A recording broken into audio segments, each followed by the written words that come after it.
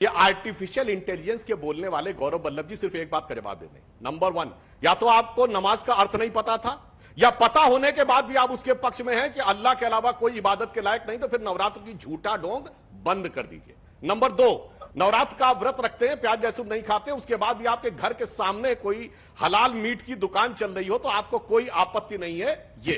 Number 3, जो आपने कहा कि पेट्रोल डीजल के दाम बढ़े हैं, हंसने से नहीं होगा बेटा, हंसने से नहीं होगा मान्यवर। हमारी सरकारों ने 10 से 20 रुपया राज्य सरकारों ने घटाया है। आप बताइए आपकी सरकारों ने कितने घटाए हैं? अच्छा बताइए आपकी सरकारों ने कितने पैसे घटाए? और तीसरी बात, आर्टिफिशियल इंटेलिजेंस महोदय, जो चुप रहे उन्होंने आपकी पूरी बात सुनी, अब आप भी सुन लीजिए। अरे भाई, इसके बाद अरे भैया, तो ऐसे बेटा बेटा तो ना कहे ना। अब मैं भी आपको, मैंने सिर्फ 3 प्रश्न के उत्तर मुंह से निकल गया। सुधांशु जी हमेशा बहुत मर्यादा से बात करते हैं। आपको बुरा लगा, वो क्षमा चाहिए। अरे भाई मैं क्षमा चाहता हूँ। ठीक है सुधांशु जी, अरे गौरव जी मैं क्षमा मांगते हैं। चाहता हूँ। गौरव जी मैं क्षमा चाहता हूँ, ठीक है, आगे के लिए मैं क्षमा चाहता हूँ।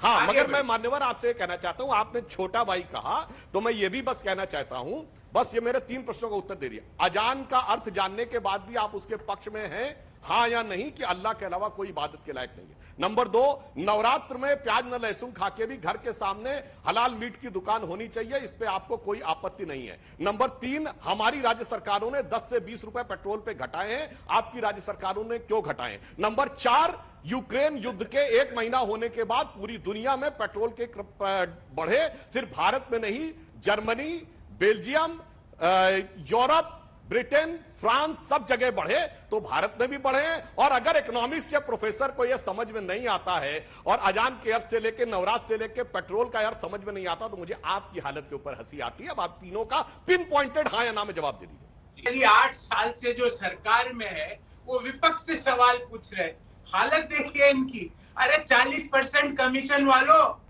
वहां पे कर्नाटक की क्या हालत कर दी? अरे जहां आपकी सरकार है वहां थोड़ी आप विपक्ष में है।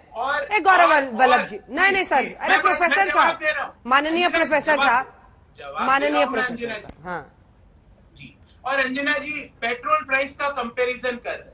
अंजना जी मैं आपको बताना चाहता हूं कि जो स्टेट पे जो टैक्स लगाती है वो एड वैलोरम टैक्स लगाती है, अर्थात केंद्र सरकार अगर एक्साइज ड्यूटी जो कि 500% डीजल पर और 203% पेट्रोल पे पिछले 8 वर्षों में बढ़ी है, अगर उसको कम कर दे तो स्टेट वैट ऑटोमेटिकली कम हो जाए। आपने 26,51,000 करोड़ रुपया पिछले 8 सालों से कमाया है। हिंदुस्तान में 26 करोड़ परिवार है, अर्थात हर हिंदुस्तान के परिवार से आपने फ्यूल टैक्स के नाम से पिछले 8 साल में 1 लाख रुपया लूटा है। वो पैसा कहाँ है सुधांशु जी? वो किसकी झोली में जा रहा है? आप भले मुझे बेटा बोलो, पोता बोलो, मुझे कोई आपत्ति नहीं सुधांशु जी। लोगों का एम्प्लॉयमेंट, रोजगार करवाइए, पेट्रोल और डीजल के दाम कम करवाइए, और ये जो 137 दिन जब चुनाव होते हैं, जब आप भाव को रोक देते हो, वो प्रोफेसर साहब को आज दिल पे लग गई है, आपने जो बोल दिया है प्रोफेसर साहब को आज दिल पे लग गई है।